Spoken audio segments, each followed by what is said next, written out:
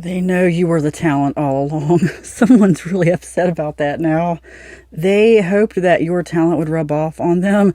This could be a partner, creative partner, or some other way. However it resonates for you. And if you have to ask who it's about, it probably isn't for you. Feel free to listen. Maybe someone came into your mind. I'm just here to confirm your intuition about things. Someone really tried to take credit for something that was going on while you were together. And everybody knows it was not them now. Like, everybody knows it. It was so obvious. They know it now. They were in denial. I shouldn't say they know it.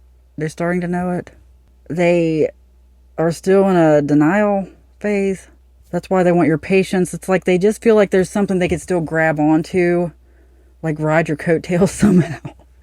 It's like they're not willing to accept that they really didn't do much, or that if they did, they were very replaceable. Very replaceable. A lot of eyes on you right now, huh?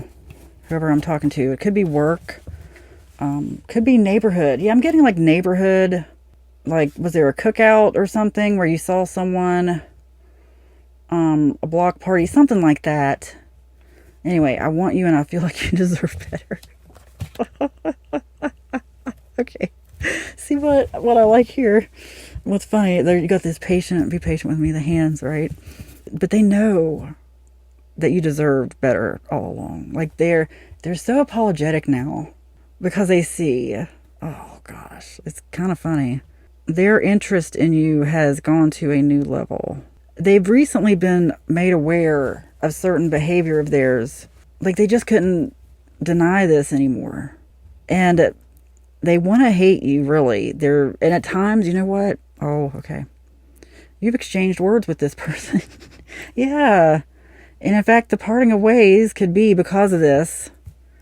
Because they were trying to take credit. Or, if not take credit, it could be they were just very disrespectful. Very. Like, really took you for granted. Took advantage of your gifts, of your talents. Didn't realize that's what they were doing. Didn't realize that there was really no payback for you. That's the thing. People who want to take advantage of you, you get a lot of people coming at you for free advice, free work. They get friendly with you because they want you to teach them something. But they don't realize how much they have hurt you by telling others to do the same thing. That's the energy here, is someone who has put your business out there in the past. That's where this really goes back to. Oh, okay. There's something that you wish you weren't good at. Look, a lot of us deal with this all the time.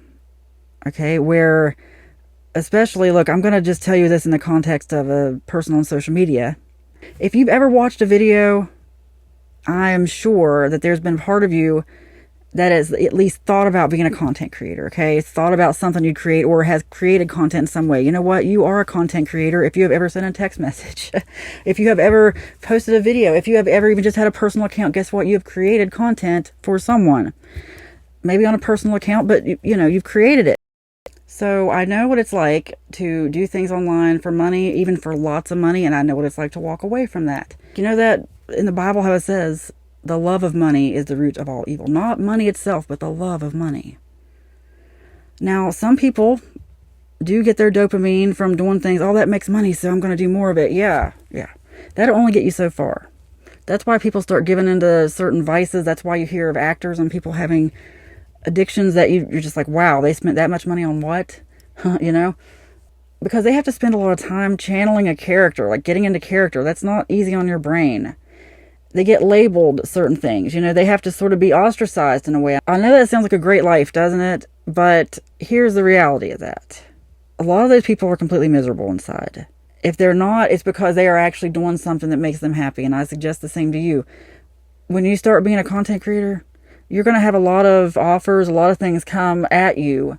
And people say, oh, you could do this, you could do that. Yeah, you could do this or that. But there are only so many hours in a day. That's the problem, time and money connection. And so you have to figure out what it is you want to do. And it's hard to be in the middle of 50 projects. I've tried. You have to really focus on one thing at a time, and that can be hard. Just because you're good at something doesn't mean you have to do it.